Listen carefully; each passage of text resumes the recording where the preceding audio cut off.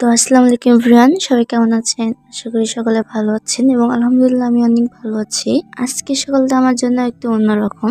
ঘুম থেকে উঠে খুব খিদে পেয়েছিল, তাই ভাবলাম নিজের জন্য কিছু তৈরি করি। দেখুন, আমি এখন অগোছালো অবস্থাতে রান্না করে চলে এসেছি।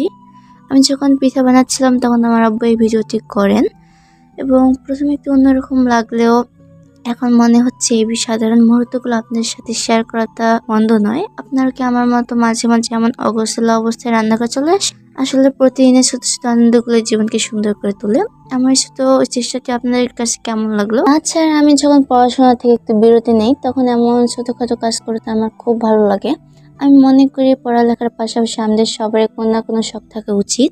যারা অতিরিক্ত তেল খেয়ে অথবা বেশি ভাজা পোড়া খেয়ে রোগে ভুগছেন অথবা অন্যান্য রোগে ভুগছেন তাদের জন্য ঢাকা হোমিও হল সুচিকিৎসা প্রদান করে থাকে এবং যারা দরিদ্র অথবা গরিব আছে তাদের জন্য তারা ফ্রি চিকিৎসা দেন।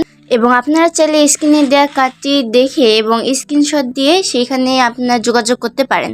তো আপনাদের তো চিকিৎসার কথা বললামই, আর সত্যি কথা বলতে আমার এখনো পর্যন্ত এমন কোনো রোগ হয় নাই, তাই আমি সবসময় ভাজা পোড়া খাই। আমার জন্য দোয়া করবেন আমার যেন এমন কোনো রোগ না হয়। আর হ্যাঁ, এটা আমার দ্বিতীয় ভিডিও। আপনারা প্রথম ভিডিওতে সকলে অনেক রেসপন্স করেছেন, তা আমি আপনাদের প্রতি কৃতজ্ঞ।